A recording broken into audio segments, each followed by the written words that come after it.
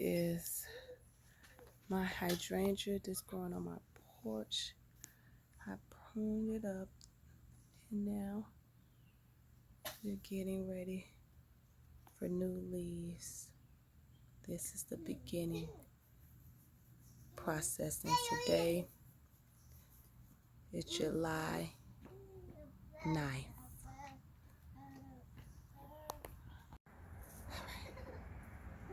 This will be behind the scenes pruning. I transplanted this redbud tree, and as you all see, I have some pruning up to do.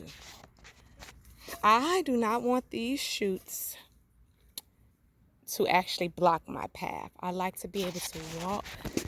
So I'm going to come in here and start pruning. I have no idea which one of these prunes the best. So we're just going to start. This will grow a second shoot. I like the idea of that one growing up taller, but all of these is a no-go. Will I want that? So you have to ask yourself, do I want this to create a stem going this way? And if you all could see me, I'm looking up. I have a tree here that I want to get cut down, but that's what I'm doing. I'm looking up to imagine the growth growing out this way, which will be pretty cool because I don't have anything in this area. Do I want a third shoot? No, that shoot will compete with anything growing in that direction. So I'll let those two move it up the tree. Sorry, on a busy street. Moving up the tree, do I want those two limbs? So imagine a limb growing here out all the way out. That's the way I imagine. I definitely don't want anything growing sideways or downward. You can straight up will be fine with me. This shoot is going to compete on this side. So it looks like all of my limbs will be on one side. That's fine with me because I don't have a lot of space. I don't want anything in this middle. That's not what I'm looking for. And then as you see, this will grow here. I already have a red bud that's actually growing in that direction. So will I want another one to compete and connect there? And the answer is no. I don't need it to block that path. So you have to go. That's my pruning. These leaves can grow out and that one can connect over there. Everything else I'm going to leave. And now, you all look.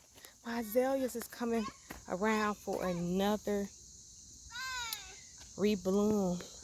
And now Japanese beetles got my babies. Oh, so I'm just coming over here. July pruning. Sometimes I don't come out here to do this, but it definitely helps. It definitely always does help. But these are examples, which if I gave this a hard prune, it'll all grow back. I like the height, but if you would like to shorten any height, just give this a hard prune. And I also, as you all know, I like to be able to walk through my plants, so all of this is in my way. So you have to go. Anything that competes with my walk space. I guess that's the easiest way to begin to prune.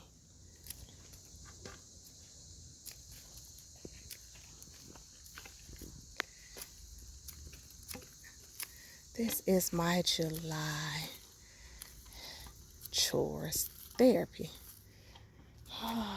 Next year, I'm going to prune this. This is a tip. Next year, one moment. I'm going to turn around so y'all can see me. Next year, I am going to prune these before June because at the end of June, running into July, Japanese beetles they come to life, they take over, they eat away. I use neem oil to spray all of mine, and they are now gone. It's the second week in July. So that worked for me thus far. If I see them back, I'll come back out here and spray. But that's a good tip. Prune them back. Don't give the Japanese beetles anything to eat on. They'll find themselves a new home.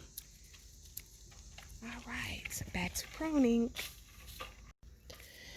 It's not a pretty sight, everyone, I know.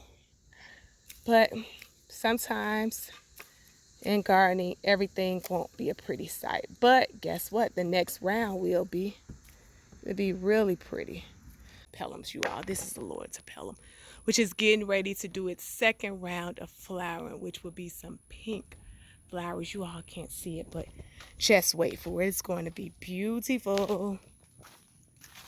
So this is my July activities, going around pruning off any shoots growing from the base of anything you're training up or have trained up as a tree.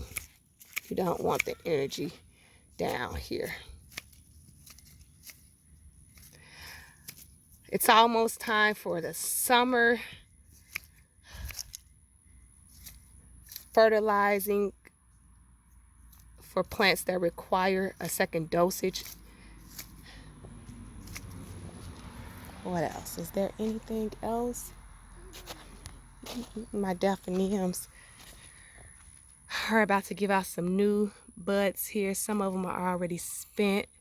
So for all the ones spent, I'm going to come and deadhead them. Now this is a clearance plant that only have been in my garden for approximately 2 weeks. So I'm happy to see another round over here.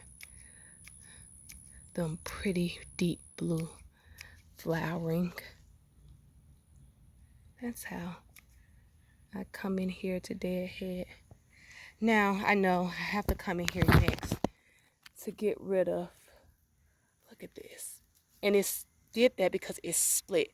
I have a dog, you all. So if you have a dog, your dog tends to step on any plants that's in the ground. And as you all see, if they step on them, you won't know until you start seeing signs of things dying back. But it happens.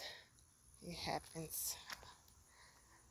Oh, what else I have going on here, you all? My hydrangeas are doing well. Okay, let's see. That's one I can cut back here. The leaf node, let me see if you all can see this. Can you see it clear? The leaf node, that leaf node is gone there. So I'll come back down. Oh, it's one right here. I'll cut it first. You all see? Hold on. It's growing out right there. So I just can get rid of that. Clean that up some more. I don't like that whole thing can go. So yeah, that has already been cut back to the most healthiest nodes, which I need to put it in the ground, everyone. This one is woppy because it needed a little bit more water, but it's gonna bounce back because I just watered it. Let me add, you see how beautiful that hydrangea is doing? And look at its sister. Its sister leaves. I didn't come over here to prune up. This was a cleanse. Oh, look at it. You all see this bug? See, that's an example. Woo! It jumped on me. Oh, I'm a little scary. But, oh gosh. I have to come out here and prune all of these leaves because, oh, I didn't mean to do that. Oh man, you all say bye. No. No, but it's okay. Yeah, I have to come out here and take off. I don't want the energy going towards these old looking leaves. I have only a little new growth on this one, but one of these was in worse shape than the other when I bought them. So that's the downfall of having clearance plants. you won't have a flourishing garden initially, but oh, the patience is worth it. So I have a new bud growing off the side of that one. So I don't mind. I know it's in good shape. It's healthy. It gets the same amount of water, same amount of light. So therefore I know it's in a good location. Same amount of repotting soil when I repotted it. Oh. I also have another rose. I'm going to miss you. These were beautiful.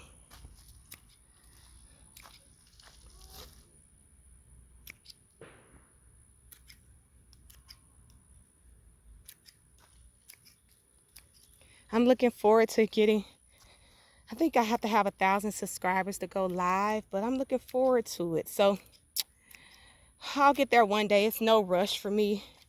I'm going to have to garden regardless. And the Japanese beetles really love this one, this rose, which, sorry, I don't know the variety of the name because a lot of these are clearance plants that I fall in love with. And then I forget the name of it because it's a two-tone.